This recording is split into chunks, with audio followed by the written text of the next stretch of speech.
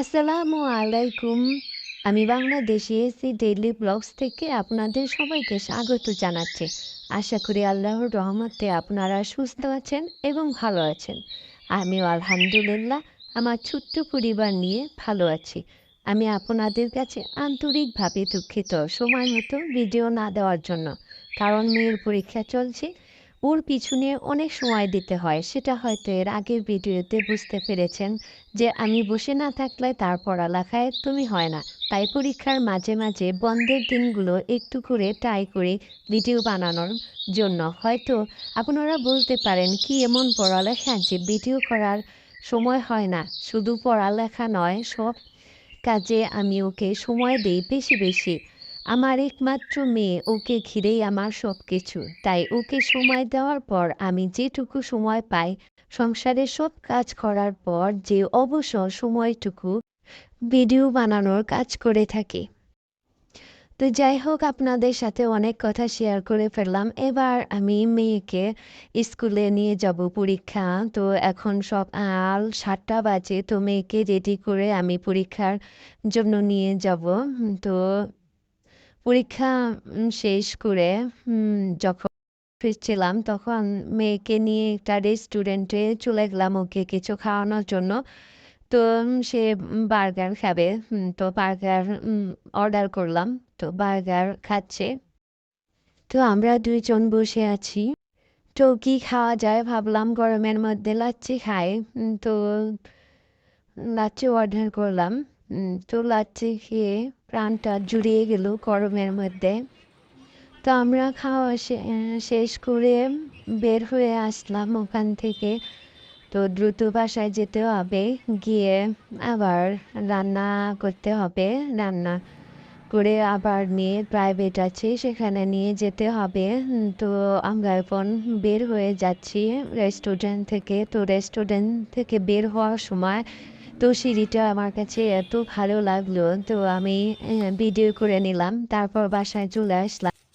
তো এসে দেখি আদা রসুন বাটা নিয়ে রান্না করব।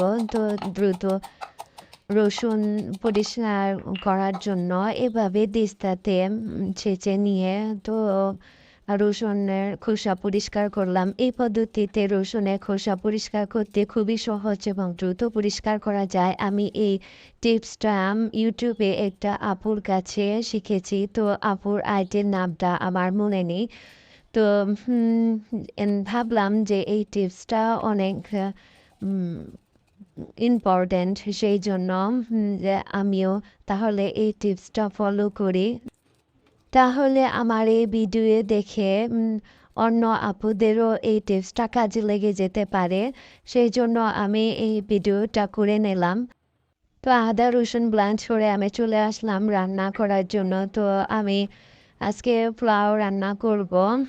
তো আমি কারি কুকারে তেল দিয়ে ১ চামচ ঘি দিয়ে দিলাম।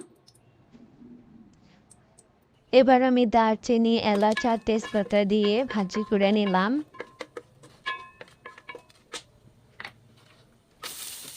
কিছু পেঁয়াজ দিয়ে দিলাম। তো আমি খুবই সহজ পদ্ধতিতে পোলাও রান্না করব।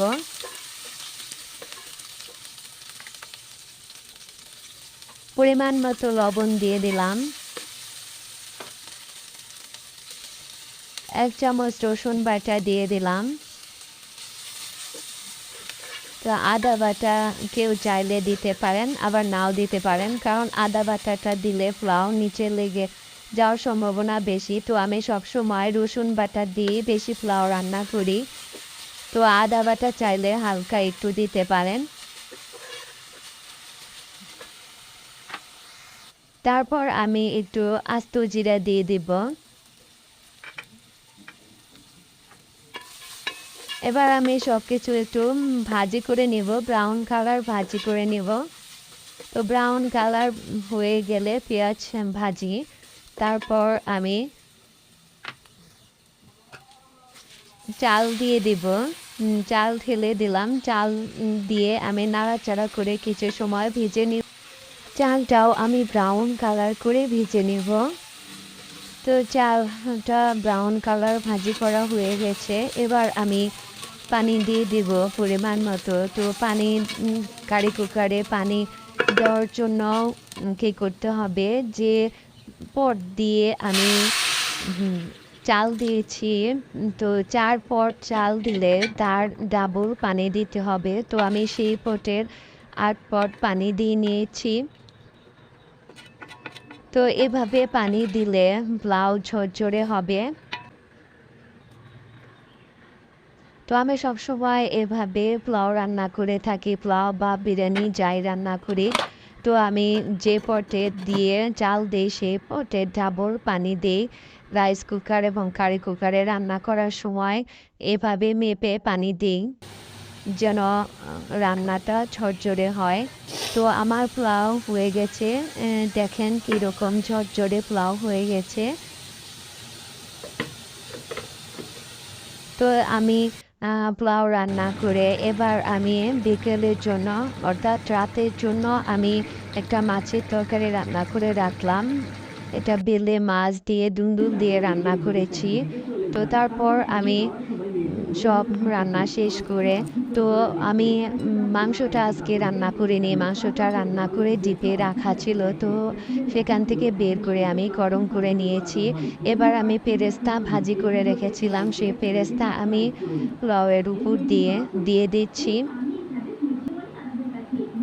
তো আমি মাংসের উপর দিয়েও বেরেস্তা দিয়ে দিচ্ছি।